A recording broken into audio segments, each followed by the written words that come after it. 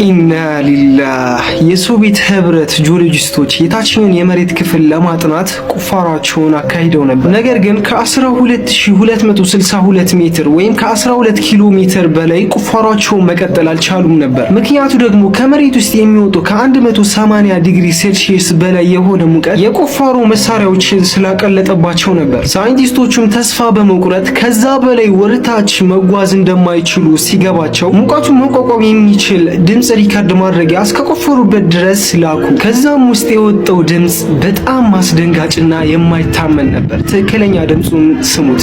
አሜሪካ ኢራንን ልትደበደብ ትችላለች፣ ድጋሚ ማለት ነው። መደብደብ በእጅ ሳይሆን በሚሳኤሎችና በቦምቦቿ ማለት ነው። ድጋሚ ሰው አትፍሩ፣ ከፈራችሁ ግን ደፋርን ሰው አሊያም ከናንተ የሚበረታን ሳይሆን ተስፋ የማይቆርጥን ሰው ፍሩ።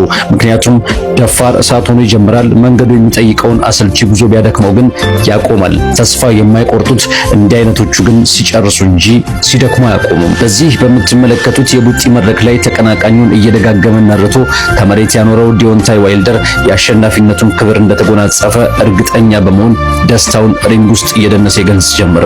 ወዳጅ አፍቃሪያኑም ከእርሱ ጋር ወደር የሌለው ደስታቸውን በጩኸትና በፉጨት ከያቅጣጫው ወደ እርሱ ወረወሩ።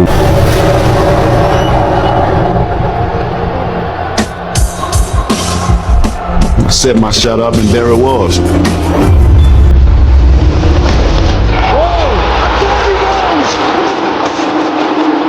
Towering over his body on the ground, seeing that his eyes rolling in the back of his head and the position that his body laid like a murder scene, it was over.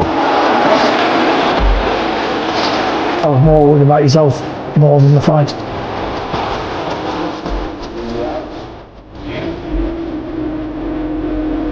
በጊዜው የዓይን እማኝ የነበሩ ፍልሚያውን ከታደሙት መካከል አንዳንዶች ምስክርነታቸውን ሲሰጡ ታይሰን ፊውሪ በዚህ መልኩ ሲወድቅ ግጥሚያው እንደተጠናቀቀ እርግጠኛ እንደነበሩ ገልጸዋል። ምንም እንኳን ሁሉም ሰው በአንድነት የገመተው አልቋል፣ ተጠናቋል የሚልን ለእውነት የቀረበ ሀቅ ቢመስልም በዚህ የተሰበሰቡት ሁሉ ያልተገነዘቡት አንድ ነገር ታይሰን ቦክሰኛ ብቻ ሳይሆን ተስፋ መቁረጥን ተስፋ የሚያጠምቅ ጀብደኛ እንደነበረ ነው። ራሱን ከሞት እንደመቀስቀስ ባለ ወኔ በድጋሚ በስጋው ላይ ነፍስ ዘርቶ በመነሳት የተስፈኞቹ ጎሳ አባል መሆኑን አስመስክሯል። And all of a sudden he comes to life. Is he going to get up? Can he get up? Don't know. No way. How is he getting up? How is this man possibly getting up? I said, "Are you okay?" He looked at me and he said, "Yes." I said, "Do you want to continue?" He looked at me and he said, "Yes."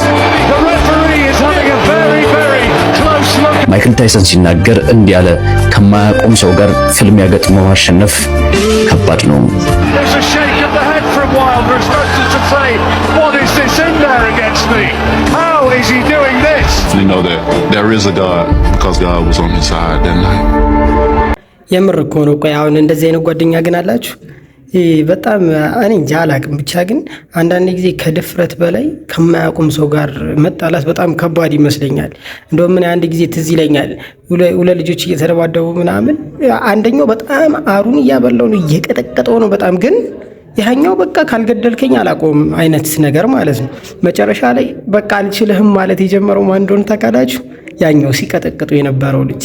እስኪ በዙሪያችሁ ምናምን እንደዚህ አይነት በቃ የፈለገ እየተመታም የፈለገ እንትን እየደረሰበትም የማያቆም አይነት ሰው ተስፋ የማይቆርጥ አይነት ጓደኛ ምናምን ካላችሁ እስኪ ኮመንት ላይ ያሳውቁን። ቤታቸው ደርሼ ዲሹን ሳየው ሪሲቨሩ ኦፍ ከመሆኑ ውጪ ሌላ ምንም የተበላሸ ነገር የለም። ከራሴ ጋር ሞግቱ ዝም ብዬ እንዳልሄድ ኪሴ ውስጥ 5 ሳንቲም የለም። ብር ብቀበል ደግሞ ያወቁ ቀን እርግማናቸው ይደፋኛል። ምን ይሻላል? እርግማን ከችግር ያበልጥም። ብር ሳገኝ መልስላችኋለሁ አልኩና ከባድ ብልሽት ያለበት ለማስመሰል ጣራ ላይ ወጥቼ ለአንድ ለ5 ደቂቃ ያህል ጥርሴን የፋቁ ከቆየው በኋላ ወረድኩና የትግልቼ ሪሲቨሩን አበራሁት። ወዲያው ሰራ። የሆነ የምከታተለው ድራማ ነበር። እሱ ያመልጠኛል ብዬ አዝኜ ነበር። ገላገልከኝ። ስንት ነው ፍራንኩ ታዲያ? 400 ብር ብቻ። በቃ ችግር የለም አሉኝ። እንደሌላ ሰው ቀንስልኝ ብለው ይሟገቱኛል ብዬ ስጠብቅ ወዲያው ተስማሙ። ትሽ ምን ነበር ትንሽ ዋጋ ጨምሬ በነገራቸው ብዬ ተበሳጨው። በቃ ችግር የለም ቀጣይ ወር ጡረታ ሲወጣ ሰጣለሁ አሉኝ። ቀጣይ ወር ጡረታ ሲወጣ ሰጣለሁ ቆንጆ ሽሮ ያልተከተኩ ነው እሷን ቀምሰህ ትሄዳለህ ብሎኝ ወደ ጓዳ ገቡ። እበላለሁ የመበላቴን እያሰብኩ ክፉኛ ተከዝኩ። ቢያንስ ሽሮ በልተሃል።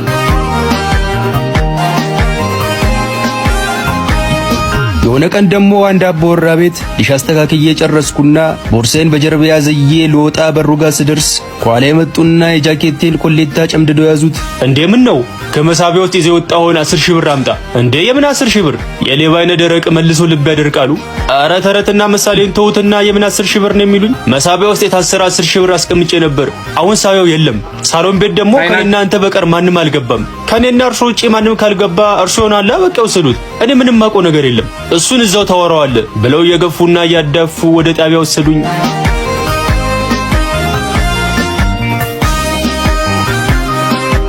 አርብ ማረሚያ የገባው የ2 ቀን እስሬን አጣጣምኩና ሰኞ ተፈታው። ከስሬ የተፈታው ቀን ድንገት ያሳሰሩኝ ሰውዬ ከልጃቸው ጋር ያለፉ መንገድ ላይ ተገጣጠምን።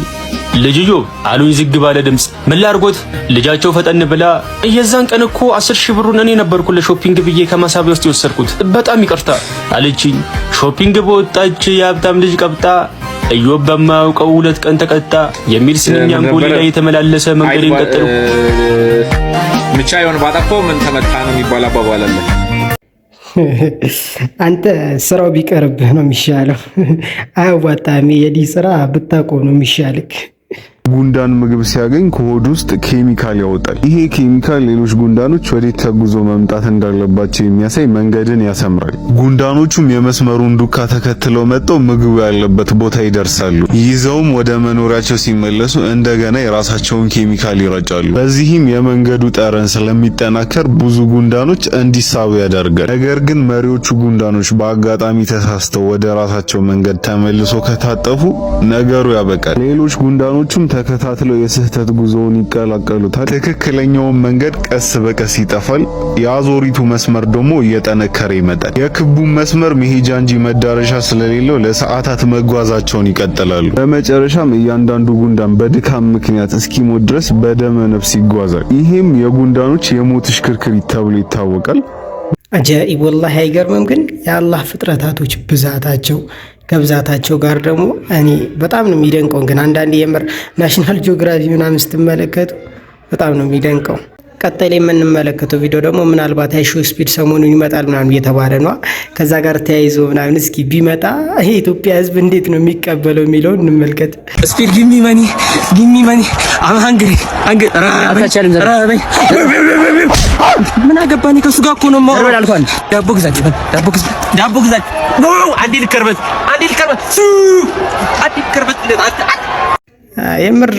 የምር የሚፈጠረው እንደዚህ ይመስለኛል።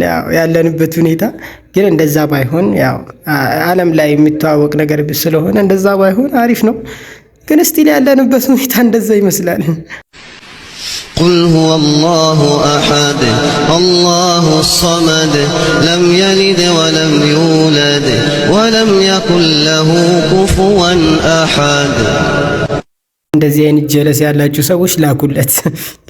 የምር አብዛኞቻችን ጋር አለ ይመስለኛል እንደዚህ አይነት ጓደኛ። ፈዝኩሩኒ አዝኩሩኩም ወሽኩሩሊ ወላ ተክፉሩን ያ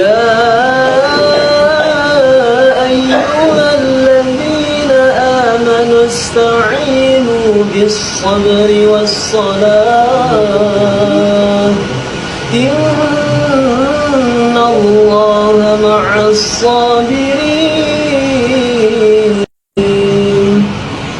ማሻአላህ አላህ ይጨምረላችሁ። ወላሂ መሐመድ እስቲ ውሃ ቀብልኝ። አሚር እስቲ ውሃ ቀብልኝ። እሺ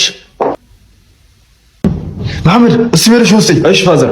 አሚር እስቲ መርሽ ቀብልኝ። እሺ መሐመድ እስቲ ወደ ቲዮሪ ወስደኝ። አሚር እስቲ ሪሞት ቀብልኝ።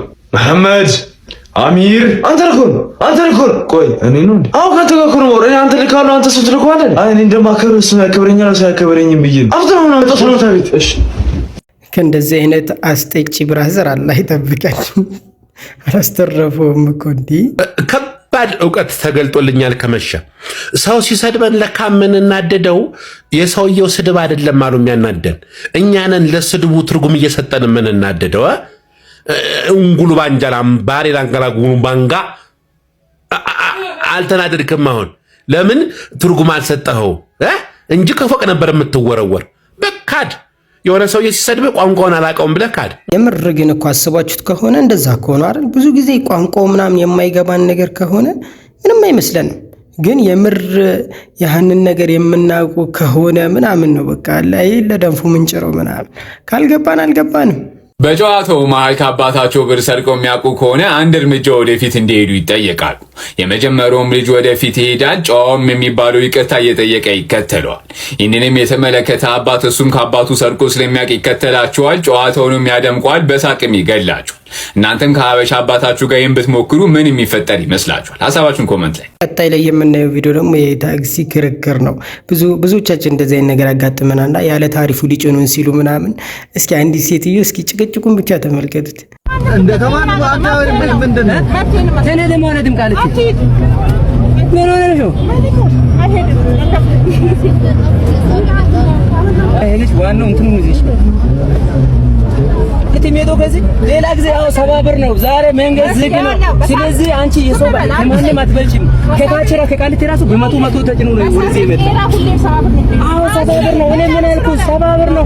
ዛሬ ደምሽ ተዘጋ አልተዘጋ አንድ ነገር ልንገርሽ፣ ዛሬ የት መንገድ እንደዛ ከፈለክ ክፈላ አረ በእናትሽ አለበስ እዚህ ጋር መኪናው ሰላም እጄኔ እኮ አንድ ነገር ማንንም የፈለግሽው ይዞሽ ነይ አልኩሽ እኮ በቃ ይሄ መኪና ማለት አይሄድም።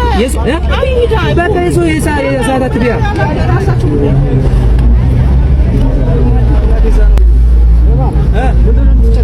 መቶ ብር ነው መንገድ ነው ሰምተኛ ብሩን መልስ ተቀበል ያሺ ወደ መቶ ማን ብር የሰጠኝ ማን ነው እዚህ ጋር መቶ እኮ አንዳንዴ እኔ እንደዚህ ትርፍ ጭኖ ራሱ የሚያደርጉት ነገር እኮ ግራ ይገባል። እኔ አላቅም ብቻ ግን በእነሱ ቦታም ሆነን ስላላየነው ይሆናል። ግን የሚሰሩት ስራ አንዳንዴ የምር የሚያናድዳል ምናምን። አሜሪካ ኢራንን ልትደበድብ ትችላለች ድጋሚ ማለት ነው። መደብደብ በእጅ ሳይሆን በሚሳኤሎችና በቦምቦቿ ማለት ነው። ድጋሚ ልደበድባት ትችላለች። ድጋሚ ያልኳቸው ባለፈው በኢራንና በእስራኤል ጦርነት በነበረው የደበደበችው ነው። ብቻ እሱን ለፈው አሁን ሊደበድቡበት ይችላል የተባለው ምክንያት ደግሞ ምን መሰላችሁ? በትናንትናው ዕለት ዶናልድ ትራምፕ ባደረጉት ኢንተርቪው ላይ የተናገሩት አንድ ነገር ነው። ኢራኖች በውስጣቸው ያለውን እንትን የመፈንቅለ መንግስት ሙከራ ወር ደግሞ የህዝባዊ አመጽ ፕሮቴስት ሰዎች የሚገሉ ከሆነ ደግሞ ሰዎች ለጥይት መተኮሳቸውን ማያቆሙ ከሆነ አሜሪካ ኢንተርቪን አድርጋ ያው ሬጂሙ ተደበድባለች የሚል ነገር የተናገሩት። ኦልሞስት ሳምንት እየጠጋ ነው አሁን ያለው እንግዲህ አይ ቲንክ ሳምንት ያልፈዋል መሰለኝ ብቻ ሳምንት ያልፈዋል። በኢራን ውስጥ የሚገኙ ህዝባዊ አመጾች አንቲ ሬጂም ወር ደግሞ አንቲ አገዛዙን ጠልተው አገዛዙን ለመጣል የተነሱት የተለያዩ ፕሮቴስቶች እንግዲህ በአሁን ሰዓት ላይ በጣም ተቀጣጥለው እየሄዱ ነው የሚገኙት። የኢራን መንግስት እነዚህን ደግሞ ለመቆጣጠር እያደረገ ያለው ነገር ምንድነው? ሰዎችን እየገደለ ነው የሚገኘው በአሁን ሰዓት ላይ። ከዚህም በተጨማሪ ደግሞ የኢራን ውስጥ የሚገኙ የፖሊስ አመራሮች ሳይቀሩ የመንግስት አመራሮች በህዝቡ ታርጌት የተደረጉ ህዝቡ እነሱን እየገደላቸው ነው የሚገኙት። አንቲ ሬጂም ስላችሁ ዴዝ ቱ ዘ ካመኒ እያሉ ሁሉ እንትን እያሉ የሚገኙት ሰው ፕሮቴስት ያደረገ ነው። ሞት ለአያቶላሁ እያሉ እየተመኙ ነው የሚገኙት ህዝቦቹና ዶናልድ ትራምፕ እንደተናገሩት ከሆነ ግድያችሁን የማታቆሙ ከሆነ የኢራን ገቨርንመንት ግድያውን የማያቆም ከሆነ አሜሪካ ኢንተርቪን ታደርጋለች የሚል ነገር ተናግሯል። እንደሰማነው ከሆነ ደግሞ አንዳንድ መረጃዎች አንኮንፈርም የሆኑ መረጃዎች ደግሞ እንደሚያሳዩት በኢራቅና በኢራን ድንበር አካባቢ የአሜሪካ ዴልታ ፎርስ የተባሉት ኃይሎች ተቀምጧል የሚባል ነገር እየተሰማ ነው። እሱ ነገር እስቲ ሲረጋገጥ ነገራችሁናል ማለት ነው። እንግዲህ ሀሳቦችን ኮሜንት ላይ ሳውቁኝ ፕላስ ምልክት መንካት እንዳይረሳ። መልካም ቀን። ቀጣይ ደግሞ የምናየው ቪዲዮ ሳይንቲስቶች በጣም ጥልቅ ያለው መሬት ቆፍረው የሆነ ነገር አግኝተዋል እና ምንድን ነው ያገኙት? የሆነ አስገራሚ ነገር አግኝተዋል ምናምን ተብሏል። እስኪ ምንድን ነው ያገኙት የሚለውን እንመልከት። ኢና ሊላህ የሶቪየት ህብረት ጂኦሎጂስቶች የታችኛውን የመሬት ክፍል ለማጥናት ቁፋሯቸውን አካሂደው ነበር። ነገር ግን ከ12262 ሜትር ወይም ከ12 ኪሎ ሜትር በላይ ቁፋሯቸውን መቀጠል አልቻሉም ነበር። ምክንያቱ ደግሞ ከመሬት ውስጥ የሚወጡ ከ180 ዲግሪ ሴልሺየስ በላይ የሆነ ሙቀት የቁፋሮ መሳሪያዎችን ስላቀለጠባቸው ነበር። ሳይንቲስቶቹም ተስፋ በመቁረጥ ከዛ በላይ ወርታች መጓዝ እንደማይችሉ ሲገባቸው ሙቀቱን መቋቋም የሚችል ድምፅ ሪካርድ ማድረጊያ እስከቆፈሩበት ድረስ ላኩ። ከዛም ውስጥ የወጣው ድምፅ በጣም አስደንጋጭና የማይታመን ነበር። ትክክለኛ ድምፁን ስሙት። ሳይንቲስቶችም ጀሃነም ከመሬት ውስጥ ነው ያለ ሲሉም ገልጸዋል። ከ1400 ዓመታት በፊት ውድ ነቢያችን ሰለላሁ ዐለይሂ ወሰለም በመጀመሪያ ጀነትና ጀሃነም ከሰማይ በላይ ነው ያለ ብላችሁ ለምታስቡ ሰዎች ተሳስታችኋል። እንደናንተም ያስብ ሰው ስለሚኖር ይህንን ቪዲዮ በደንብ ሼር፣ ኮፒ ሊንክ፣ ሪፖስት እያደረጋችሁ ለሁሉም አዳርሱ። ጀነት ከሰባተኛው ሰማይ በላይ ነው ያለው፣ ጀሃነም ደግሞ ከሰባተኛው ምድር በታች ነው ያለው። ከሳይንቲስቶች መስማት አይጠበቅብንም። ከ1400 ዓመታት በፊት ተነግሮናል። የድምፁን ጉዳይ ግን ሀሳብ አስተያየታችሁ እንድትሰጡበት ፈልጋለሁ። ሁላችሁም ኮሜንት ላይ ሀሳባችሁን አስቀምጡልን። ከዚህ ጋር ፕላስ ምልክቷ ካልጠፋች ፎሎ አድርጉን። እወዳችኋለሁ። ሰላም። አጃኢብ። እኔ ለመጀመሪያ ጊዜ ነው ስሰማ እንደዚህ ጀነት ከላይ ነው ጀሃነም ከታች ነው ምናምን የሚባል ነገር። የምር የምታውቁ ሰዎች ካላችሁ አላቅም፣ ወላሂ እኔንም በጣም ኮንፊውዝ ስላደረገኝ ነው። እንዲህ ይህንንም ቪዲዮ የሚያዩ ሰዎች በጣም ግራ የሚገባቸው ይመስለኛል። እስኪ ብቻ የምር ሐዲሱም ካለ ምናምን ኮመንት ላይ ንገሩን፣ እስኪ አሳውቁን።